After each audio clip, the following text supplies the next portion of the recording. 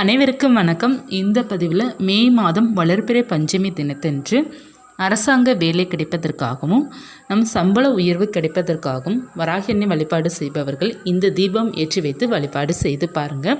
நிச்சயமாக உங்களுக்கு சம்பள உயர்வு, நிச்சயமாக ப்ரமோஷனும் மற்றும் உங்களுக்கு வேலை கிடைக்கல அப்படின்னா கூட வேலை கிடைக்கும். ரொம்ப எளிமையான வழிபாடு தான்.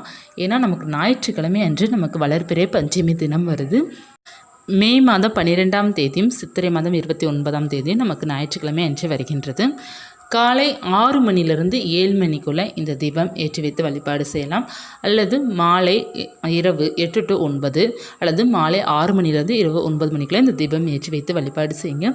இதற்கு என்ன பொருட்கள் தேவைப்படும் அப்படின்னா, கோதுமை தேவைப்படும். கோதுமை இல்லாதவர்கள் கோதுமை மாவு எடுத்துக்கோங்க. அல்லது நீங்கள் நெய்வேத்தியமாகவது நீங்கள் கோதுமையை நீங்கள் பயன்படுத்தணும். ஏன்னா அந்த நாள் நம்ம கோதுமையால் ஏற்றுகின்ற தீபமும் சரி, நெய்வேத்தியமும் சரி, நமக்கு நல்ல ஒரு பலனை கொடுக்கும். வேலை சம்மந்தப்பட்ட பிரச்சனை எல்லாத்தையும் தீர்த்து வைக்கும்.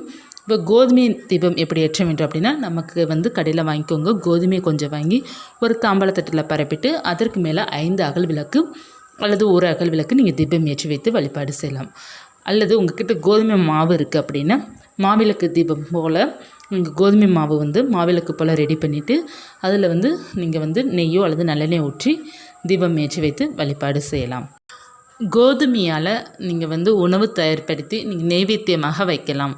சப்பாத்தி, பூரி அல்லது கோதுமை தோசை, நீங்கள் ஏதாவது உங்களால் என்ன முடியுதோ, அந்த கோதுமையில் என்ன பலகாரம் செய்ய முடியுதோ அதை செய்து நம்ம நெய்வேத்தியமாக வைக்கிறது ரொம்ப நல்லது. இந்த தீபம் யாரெல்லாம் ஏற்ற வேண்டும் அப்படின்னா, வேலை சம்மந்தப்பட்டது, சம்பள உயர்வு வேண்டும், வேலையில் ப்ரொமோஷன் வேண்டும், புதிதாக வேலை கிடைக்க வேண்டும், அரசு வேலை வேண்டும், இவர்களாம் இந்த தீபம் ஏற்றி வைத்து வழிபாடு செய்யலாம்.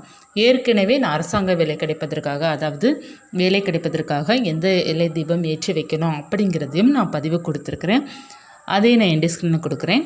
அதில் அந்த தீபம் ஏற்றலாம் அல்லது இந்த தீபம் நீங்கள் ஏற்றி வைத்து வழிபாடு செய்யலாம். காலையில் 6 to 7 நீங்கள் இந்த தீபம் ஏற்றுவது மிகவும் சிறப்பாக இருக்கும்.